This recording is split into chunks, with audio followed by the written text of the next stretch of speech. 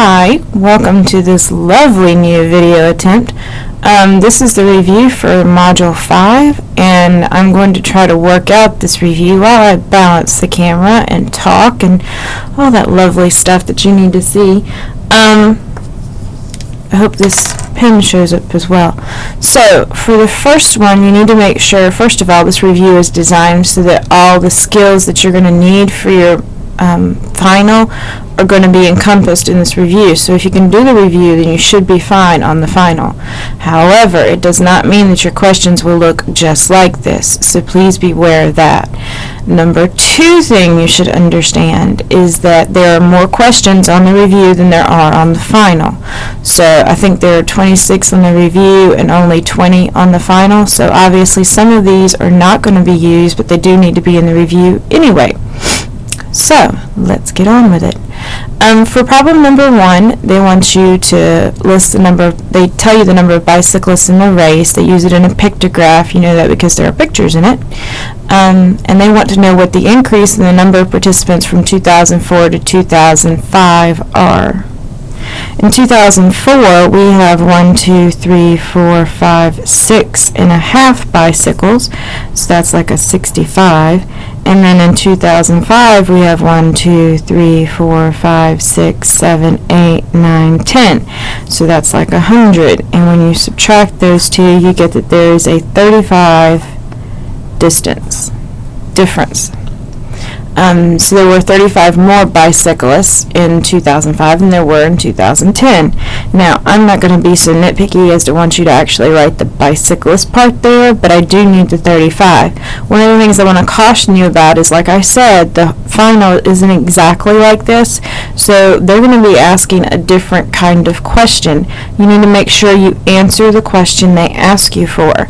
A lot of people on this very first page end up messing up because they think, oh, this is going to be easy, I know this stuff, and they end up writing down the wrong number. They count wrong, they figure wrong, they write 3.5 instead of 35. Lots of small mistakes like that, and there's no way I can give you partial credit on this. Since I am known for giving partial credit, you want to make sure that you show me as much work as possible throughout the entire thing. That way I'm able to give you more partial credit. If you just write down an answer and you get it wrong, there's nothing I can do for you, and you lose all 5 of those points for that particular problem. This problem is a shame to lose 5 points on because you were not paying attention. Please make sure you pay attention on these graphs. Problem number 2. They give you a bar graph and they want you to say how many tickets were sold during week 5. So we find week 5 and we travel up and we see that there were 40 tickets sold during week 5. So I can write that in. And then the next one says how many tickets were sold in all. In order for us to figure out how many were sold in all, we have to find out how many were sold in each week. Now, it's obvious that we're not going to be able to be exact, but you can tell that this is not 42. A lot of people want to say that it's 42 because they see the 40, they see one beyond, and some more, so that must be 41, 42. But it's not. It's actually 46. You have to look and see how your scale goes on the side. This one is going to be at 11. This one down here is at 30. This one up here is probably around 59. This one is at 40. And this one is probably around 19. And when you add all of those up,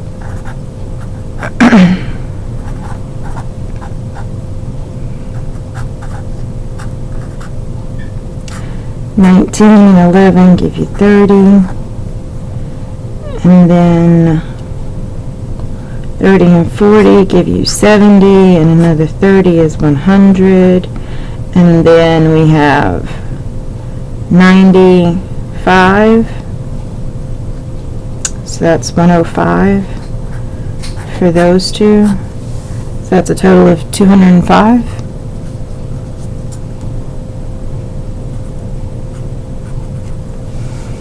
And that would be the first page done. And now you can go on to the second page. And welcome back.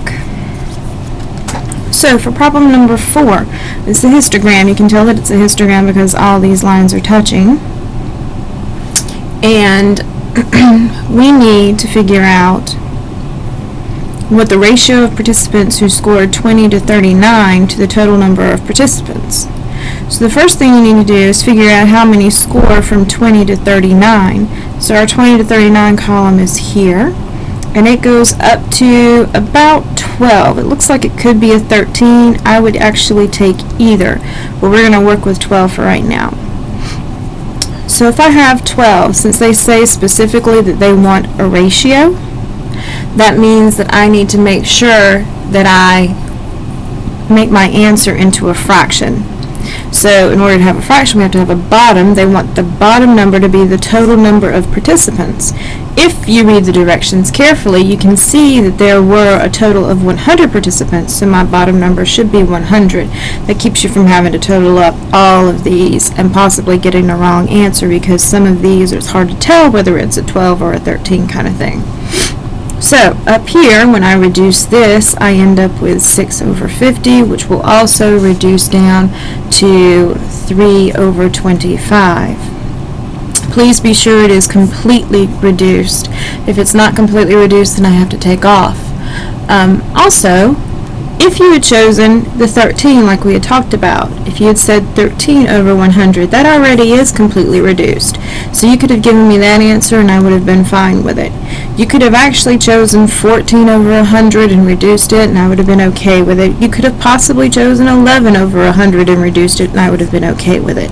Anything else? Probably not, because it's clearly not 10 and it's clearly not 15. So be sure you pay attention to your numbers on the side and pay attention to which one column they are asking you for, and read the directions. Problem number 5. They want you to use the circle graph to answer the questions that they give you.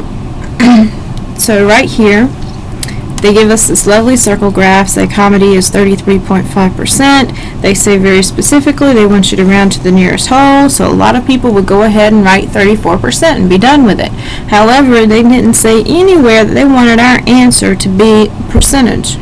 Since that's not the case, but they did tell us how many adults were in the survey, that means we have to actually figure out how many adults said that. So we have to take our 1,700 and multiply it by our percentage, which would be 35.5%.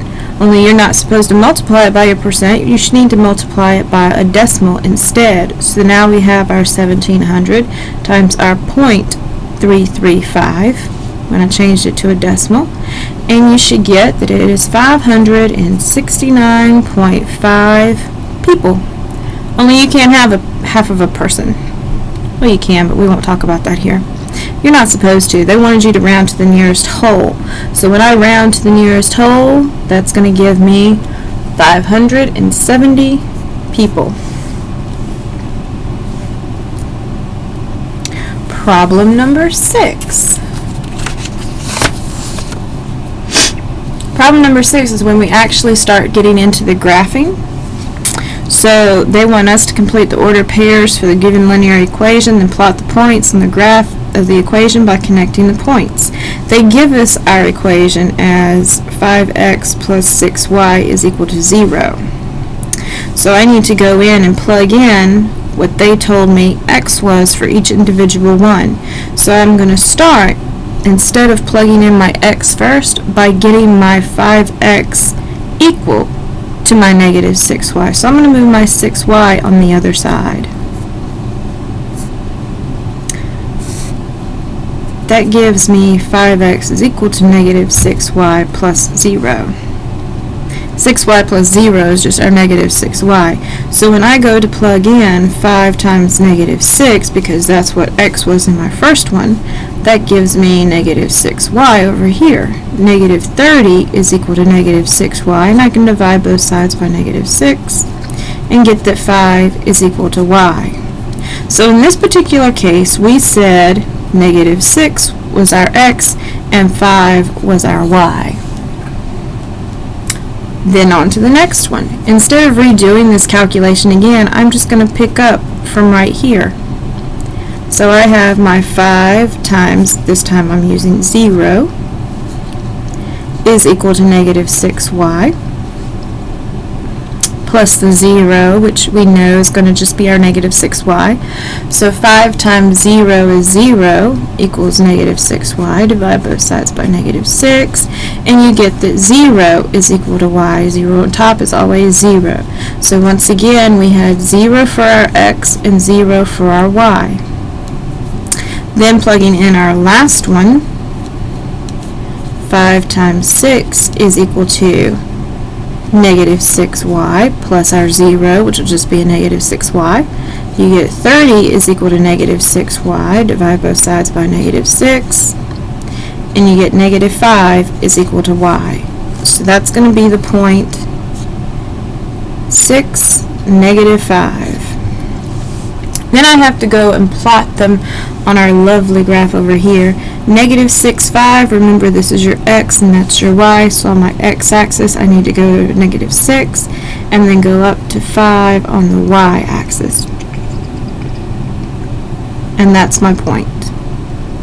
And then 0, 0 is in the middle, and then 6, negative 5 is 6 to the right, and then 5 down. Please be sure you actually connect the dots. Lots of people get on this test and they're so worried about getting the right dots, they never actually connect them. The actual line is what your answer is, and make sure you put the little arrows on the end of the line. Okay, so that should cover page 2. You can continue on now with page 3. And welcome back to page 3. We have to graph the linear equation by finding and plotting its intercepts. They are very specific about the intercepts, so that means we have to make sure that we actually find the intercepts. Lack of finding the intercepts means I can't count this problem right for you, so please make sure you find it accurately. An intercept is where it crosses the x or y axis. So in order for me to find my intercepts, I need to plug a 0 in for x, and then on a different one plug a 0 in for y. When I plug a 0 in for x, that means I'm actually finding the y-intercept. When I plug a 0 in for y, I'm actually finding the x-intercept. You need to know the difference between the two because they're going to ask very specifically on the test which one is which. So for this one, I'm going to actually find my x-intercept first by plugging a 0 in for y. So I'm going to say y equals 0 so I can keep up with my information. 9 times 0 minus 3x plus 6 is equal to 0. 9 times 0 is just going to be 0, so I don't need to write that part anymore. It's like it goes away. That gives me negative 3x plus 6 is equal to 0. Subtract 6 from both sides. Negative 3x is equal to negative 6. Divide both sides by negative 3, and you get that x is equal to 2. Now that I know that x is 2 and y is 0, that makes my x-intercept equal to 2, 0. Not just 2, the point 2, 0. An intercept is a point. Make sure you write the point 2, 0. I'm not trying to be super nitpicky. I'm trying to make sure you actually get it correct. I have to be nitpicky when I grade the papers. So when I'm finding the y-intercept, I need to make sure I plug x in for 0. So that means I'm going to have 9y, starting back over, minus 3 times 0 plus 6 is equal to 0. Once again, the 3 times 0 is just going to go away because 3 times 0 is 0. That gives me 9y plus 6 is equal to 0. Move my 6 to the other side. 9y is equal to negative 6. Divide both sides by 9. You get that y is equal to negative 2 over 3. Yes, it may be a fraction. It may not be a fraction. We don't know which one it's going to be because we don't know what form you're going to end up with. So that means that our y-intercept is going to be 0, because that's what our x value was, negative 2 over 3. Now it's time for us to actually put these points on the graph. The point 2, 0 is right here, and the point 0, negative 2/3 is a little bit less than 1. It's really hard to tell what it looks like, but that's what it is. And then you sketch the graph. For problem number 8, it's a little more straightforward, only you have some information you have to have memorized for problem number 8. If you need proof that it's true, however, you can always use the XYT chart for problem number 8, where you pick 3 numbers for x, 0, 1, and 2, say, and you look and see what it would make y. Well, when I plug a 0 in for my x, since there is no x, that means my y has to be negative 3. When I plug a 1 in for my x, since there is no x, y must be negative 3. And when I plug a 2 in for my x, since there is no x, y must be negative 3. So that makes it 0, negative 3, 1, negative 3, 2, negative 3. So that must be my line. However, if you've memorized some things, it'll make your life a little bit simpler.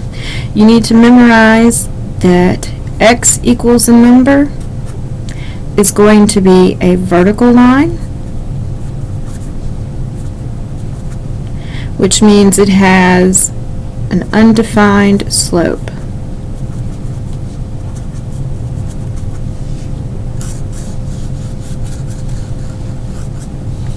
If you have y equals some number, in other words, in this one there is no y in your equation, and in this one there is no x in your equation, it has to be a horizontal line,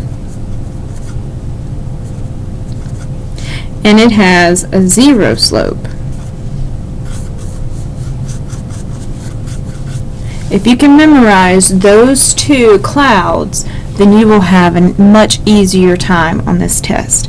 Now, I told you in the first page that there were going to be problems on the test. No, there were going to be problems on the review that are not actually on the test. There are actual more problems. I didn't know whether you were going to end up with a y equals kind of equation or an x equals kind of equation, so I had to stick them both up here. So for this one, we have x plus 4 is equal to 0. It's true that there is no y, but we have to solve for x first. So I'm going to subtract 4 from both sides to get that x is actually equal to negative 4. Now, using the information from up here, we can see that must be a vertical line, which means it has an undefined slope. So I go to where x is negative 4, which is right here, and I draw my vertical line. If we wanted to do it the old-fashioned way, you could do an XYT chart.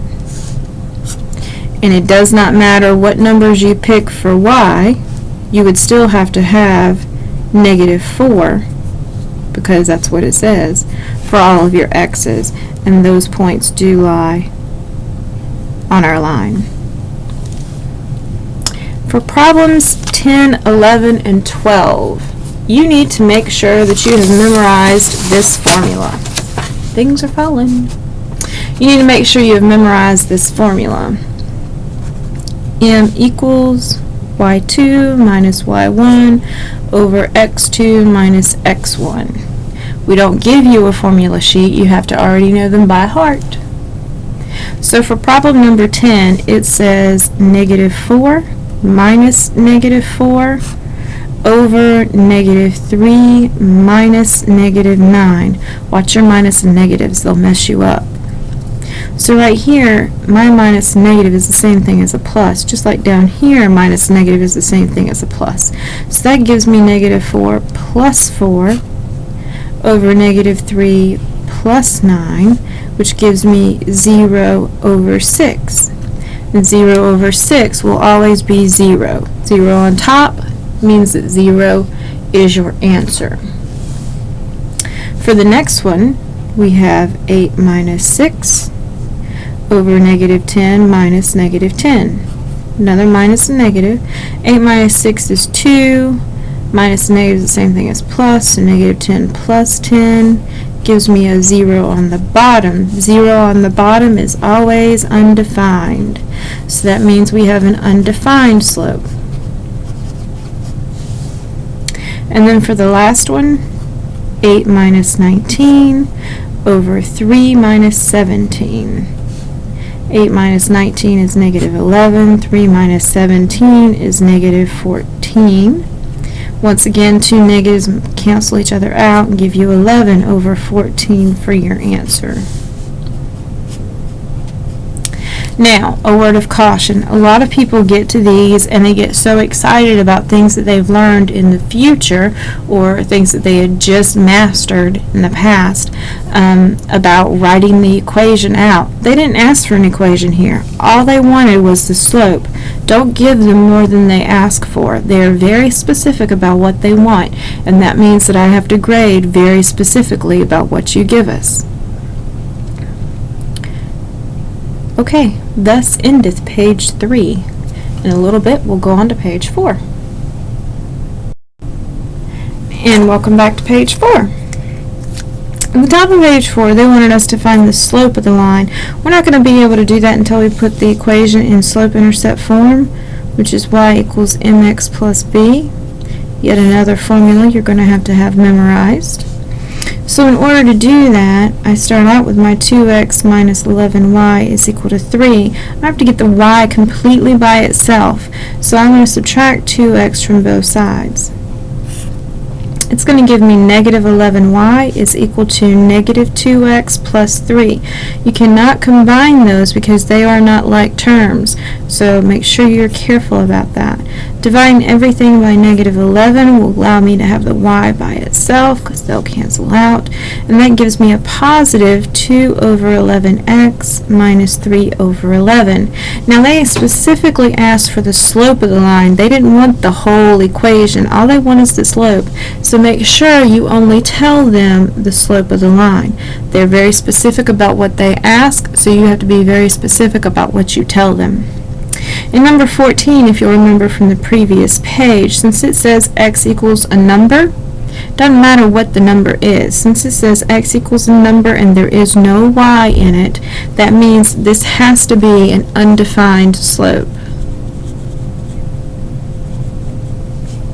Likewise, since this says y equals a number, this is going to have to be a zero slope. There are things that you need to memorize. If you memorize the clouds, you'll be fine. If you don't memorize the clouds, you're going to have a problem. Make sure you memorize those clouds. Problem number 16 is actually a little cautious. They specifically ask for the rate of change, which means you have to do something very specific for it. So finding a rate of change is just like the slope. So you start with your m equals y2 minus y1 over x2 minus x1. So I really do put the 6153.8 minus the 3076.9. Be really careful when you're writing these numbers. I don't know if you can see it on this paper, but you can definitely see it on your paper that you printed out. The decimal point actually falls on that line, and if you're not careful, you won't know that there is a decimal point there. So please be careful about things like that. Divided by, on my bottom I'd have my 8,000 minus my 4,000. So on top, you use your calculator, you can get that this is 3076.9 over the 4,000. And typically, I would tell you that you need to reduce this. However, they specifically said that they wanted a rate of change. Being they want the rate of change, that means you need to actually stick this in your calculator and find a decimal answer for it. That's what rate of change means. They want a decimal answer. So when I do that, I get 0.769225. Now, that is not the answer that they are looking for, however. That's just the math work. They actually want to know what that number means. So you'll have to go back and look at some things. They tell you in the problem that y is in dollars, so that means that all my top numbers are money, and that x is the number of miles driven, so all my bottom numbers are miles. So if all my top numbers are money, and all my bottom numbers are miles, that means that over here, this is per 1 mile, just like having a 1 at the bottom of our fraction. So when I go to write this, this top number must still be in my money, so that looks like it's 76 cents to me. .769225 over miles. Only when we talk about money, that's not how we round our money. Money is always round to the nearest cent. So that means 2 decimal places. So I need to go ahead and make this only 2 decimal places. So when I round to 2 decimal places, I look at the 9 and see it sends the 6 up to a 7. So that's 77 cents per mile. Be careful about the words rate of change. Problem number 17 looks like it's a fairly simple problem. You won't have any problem with it, but I'm going to draw a picture anyway. It says that there's a rise of 30 feet over a run of 50 feet, and they want you to find the grade of the ramp. Well, you do that by finding the slope. So we just put the 30 over the 50, and we end up with 0.6, and then they say to the nearest whole percent, so that means we have to change it to a percent, which is going to make it our 60%. Relatively simple, correct? However, there's a problem. On your test, these two are not the same. They have to be the same. On your test, one of them is going to be in feet and one of them is going to be in inches. You need to make sure they are the same before you do any calculations. These calculations only work if they are the same. So when it comes time for you to change your feet to inches, which is what you should do, you should always default to the smallest unit. So when you have to change your feet to inches, just understand that you need to change your feet by saying 1 foot is equal to 12 inches. So if they, for example, tell you 30 foot, you say 30 times 12 is going to equal our 360 inches. Now, I don't know what it is in the test. I don't know which test you're going to get, so I couldn't possibly predict which one it is you're going to need. However, I will say you need to make sure you multiply your feet by 12 so you can get them both in inches before you start throwing it in. Also, make sure you read to know where you need to round to. Okay, that should be enough caution for this page. Problem number 18. They want you to graph the linear equation using slope-intercept form. We talked about how slope-intercept form is y equals mx plus b, and this is already in y equals mx plus b. Now we get to use the information about rise over run to help us graph. So this says that we need to start at 8 for our y-intercept. So I go up to 8 on my y-axis, and I put my dot. And then my slope is equal to 1 over 6. So that is 1 up and 6 over. And technically my over is always right. The only time I ever don't go right is when my bottom number is negative, and that never ever happens. So I would go up 1 and over to the right 6 and put my dot. Then you need to connect your dots. Once again, failure to connect those dots is something that I'd have to count off for. Make sure you also put arrows on the dot. There's no need to do it again unless you just feel like you want to. Any questions is normally what I would ask, but since you can't ask it right now, I'm just going to say continue on with page number 5. And we're back with page 5. They want us to use the slope-intercept form to graph the form of the equation. If you'll notice, it's not in slope-intercept form, so the first thing we're going to have to do is put it in slope-intercept form. So I have 5x plus y is equal to 0. I can move my 5x to the other side, which gives me y equals negative 5x plus 0, which looks like y equals mx plus b. Once again, the b is where we start on our y-intercept, on our y-axis, and the m in this case is negative 5 over 1, so that's negative 5 up, which technically means 5 down because it was negative, over 1 to the right. So from this point, I'm going to go down 5 and over 1 to the right. You always want to start from that first point on your y-intercept when you're graphing and following the slope. So you always start from wherever that first point is. If my first point would have been down here, I still would have had to have gone 5 down and over 1 to the right. For the next one, they want us to do the exact same thing. This time they gave us 7x plus 5y is equal to 35. So I need to subtract 7x from both sides. And you get that 5y is equal to negative 7x plus 35. Once again, they are not like terms, so we can't combine them. Got to get the y by itself, so I'm going to divide everything by 5 and get that y is equal to negative 7 over 5x plus 7, because 5 goes into 35 7 times. So that means I need to start at 7 on my y-axis. Then from there, I'm going to go down 7 and to the right 5. So from here I go down 7 and to the right 5. And then I draw my line. Problem number 21. This is where it starts to get a little bit more difficult. They ask specifically that you write in equations. That means our equation has to have an x and a y in it. And the given slope that passes through the given point, write the equation in the form y equals mx plus b. So they tell you what slope-intercept form is, but you don't use slope-intercept form. You can't just plug it into it. You have to use the information that they told you. They told you a slope and they told you a point. That means you're going to have to use point-slope form.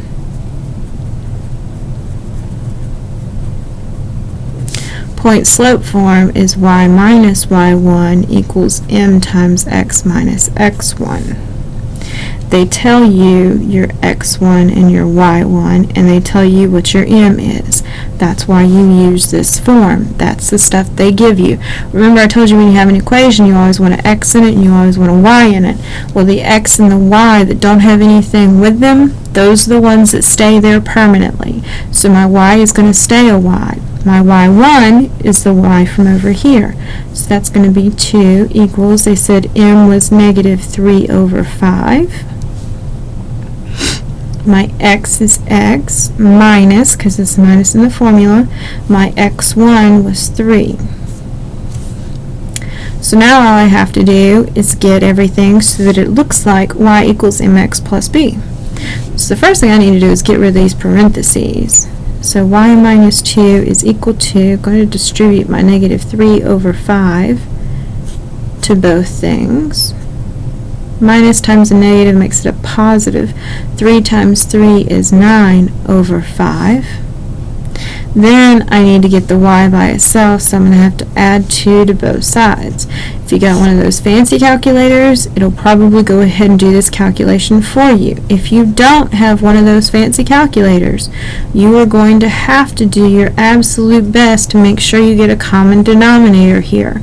I know that 2 happens to be, if I put a 5 on the bottom, a 10 on the top, because 5 goes into 10 2 times. So instead of me using the plus 2, I'm going to use the 10 over 5. And 9 plus 10 gives me 19 over 5. So this would be my answer, because that is in the form that they asked for. Y equals negative 3 over 5 plus 19 over 5, because it was a positive. For problem number 22, it's getting a little more complicated. So this time they didn't give you a point and a slope. This time they gave you 2 points, and it's one of those things you need to have memorized. I know you're hating to hear that, but it's true. That anytime they ever give you 2 points, it doesn't matter what it is they're asking you for, you always are going to have to find the slope. So that being the case, I'm going to go ahead and write my formula for slope. If you write it every time you use it, you will memorize it faster. So there's my formula for slope. That means that I put in my negative 9 minus, because there's a minus in my formula, 10 over 5 minus, because there's a minus in my formula, negative 8. Once again, side by side means it's going to turn positive. That gives me negative 19 on top, and 5 plus 8 gives me 13 on the bottom. That is one nasty looking slope. But that's what we have to work with. Now that we have a slope and we have 2 points we can choose from, that means we can go back to our point-slope form. Y minus y1 equals m times x minus x1. My y1 in this case was 10. My m we found to be negative 19 over 13. X minus, because that's the formula, my x1 was negative 8. So y minus 10 is equal to, over here, minus negative is the same thing as plus, so that's going to be a negative 19 over 13x. And then a negative times this plus will make it a negative. 19 times 8 is 152. Aren't you glad you have a calculator? Divided by 13. Now, I understand that you don't like fractions, and Lord knows I don't like fractions. And it just so happens that this time they wanted us to write it in this form, which is your standard form. If that's the case, one of the rules about standard form is you're not allowed to have fractions. So the first thing I want to do is get rid of the fractions. Now that I've gotten everything taken care of and I've gotten rid of my parentheses, now it's okay to get rid of the fractions. So I'm going to multiply everything by my denominator, which is 13. And I do mean everything all the way across gets multiplied by 13. 13 times y is 13y. 13 times 10 is negative 130.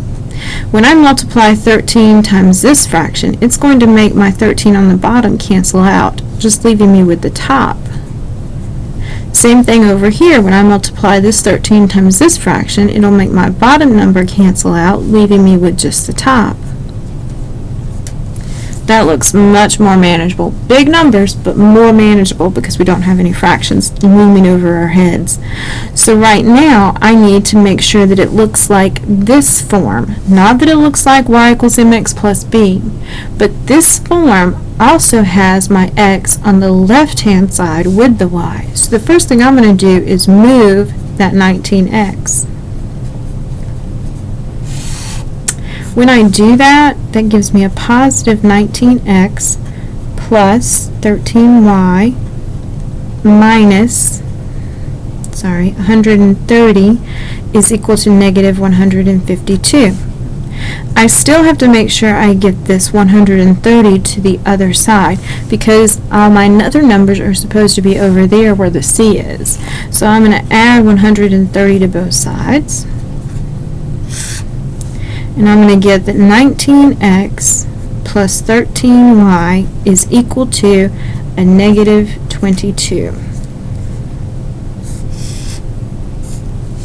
And that would be your answer. And that's also the end of page 5. One more page to go. You can do this. Okay. Welcome back. Last page. Woohoo! Only 4 problems on this page. You can manage this. When making a telephone call using a calling card, a call lasting 5 minutes costs $1. A call lasting 12 minutes costs $1.70. Let y be the cost of making the call lasting X minutes. So when I go to set up my ordered pairs, I need to let my x be the number of minutes. So going back to the top, it says a call lasting 5 minutes, so 5 is going to be my x, cost $1, so that's going to be my first y. Then the other one says a call lasting 12 minutes, that's my x, cost $1.70, so that's going to be my y.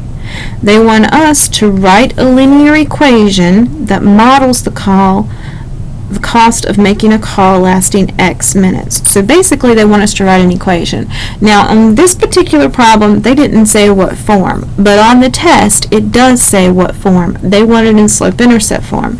So you need to keep in your mind already the slope-intercept form is y equals mx plus b. So that's what we're going to look for, but it's not what we can start out with. I told you on the last page, whenever they give you 2 points, you have to automatically make sure you go ahead and find the slope. So m equals y2 minus y1 over x2 minus x1. That's going to give me 170 minus $1 over 12 minus 5. That gives me 70 cents over 7 minutes. And you can go ahead and reduce that down to 10 cents. Once you have that, we have our slope, we have a point, we can put it in point-slope form. Y minus y1 equals m times x minus x1. y1 is our $1. Our m we found was 0.10. X is x minus our x1, which is 5. Go ahead and get rid of your parentheses. So y minus $1 is equal to 0.10x minus 0.50. Then you can go ahead and move your $1 over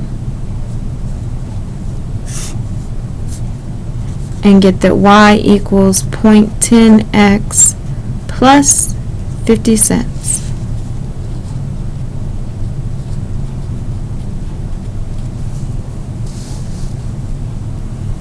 Make sure you show me those decimal points so I know that they're really there.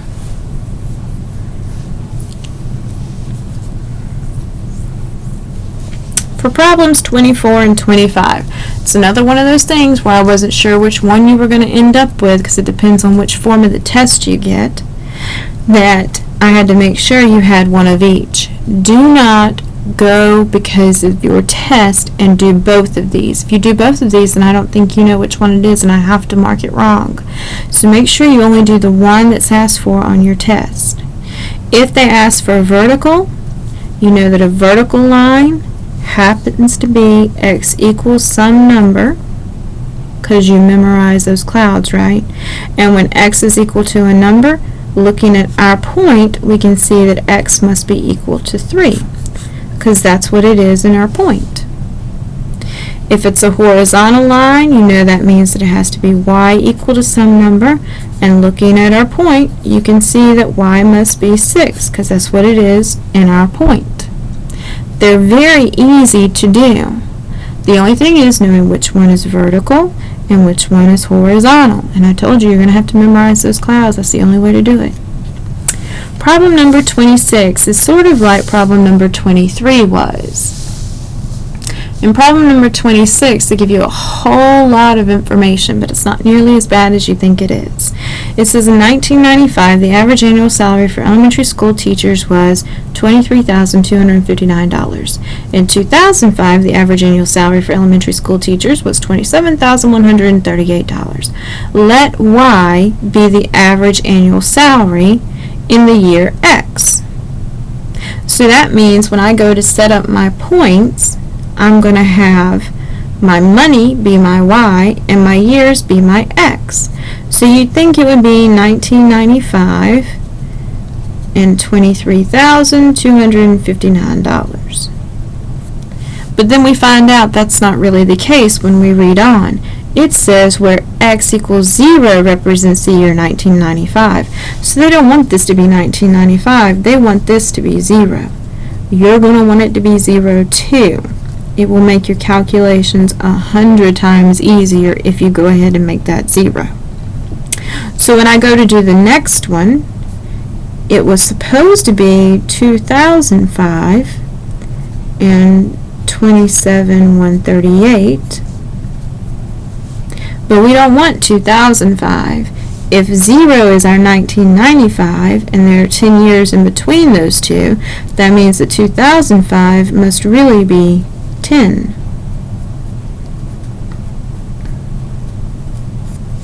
Now, if you don't believe me about that, you can always list them out. So over here on the side, I can come up here and I can write 1995 equals 0, which means 1996 is equal to 1. 1997 is equal to 2. 1998 is equal to 3. 1999 is equal to 4. 2000 is equal to 5. And you can keep on going, and you would get that 2005 must be equal to 10. Moving on down, we have 2 points now set up, and they want us to write a linear equation. Since they want us to write a linear equation, and on the test, once again, it specifies that you put it in slope-intercept form. Since they want us to write a linear equation, that means we're going to have to go ahead and use these 2 points. Whenever you have 2 points, you always find your slope. y2 minus y1 over x2 minus x1. My y2 is my 27,138 minus my 23,259 over my x2 is 10 minus 0. 27,138 minus your 23,259 will leave you with 3,879 over 10. Doing this calculation, because we're dealing with money, we want decimals anyway, it's going to give us the 387.9. That is your slope. So now we can go and stick it in our y minus y1 is equal to m times x minus x1.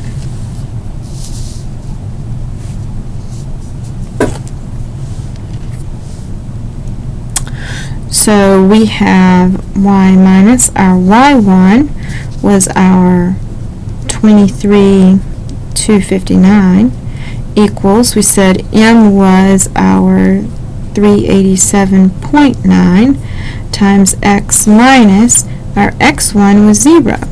Remember I told you those calculations would be easy? This is where it becomes easy. 23259 is equal to 387.9 times x is 387.9x.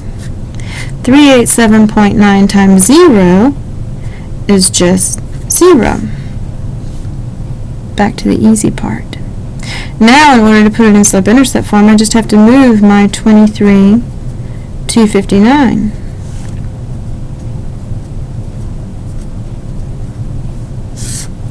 Like terms with like terms, so y equals my 387.9x plus my 23,259. And that becomes my answer for A.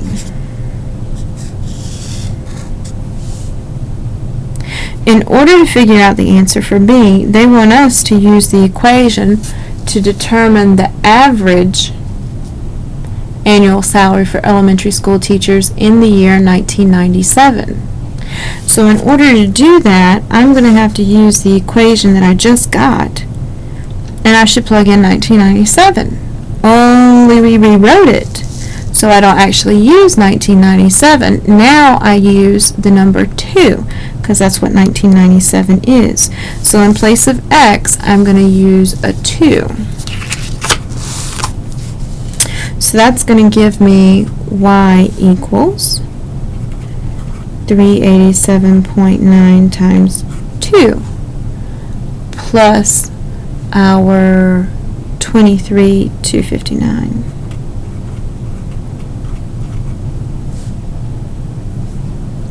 So that means that y is going to equal, using your calculator, you can find out that it is something I didn't write down. Well, that's good to know. 700 and some. But when you punch it all into your calculator, you're going to get a total of $24,034.80.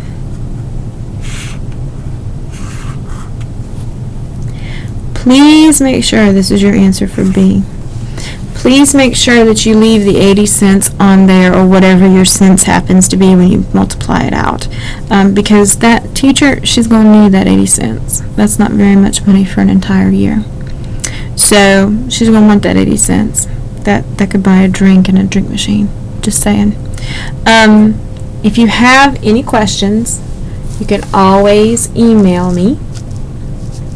Can't promise that I'm going to get it over Thanksgiving, but you can always email me and I'll be happy to answer them.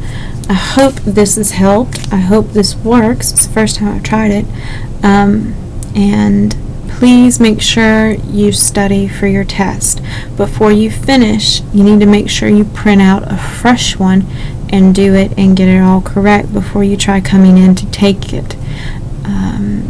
Once again, if you have any questions, please feel free to give me a call if it's an office day. If it's not an office day, you can try emailing me at my email address, and I'll see you the day of the test.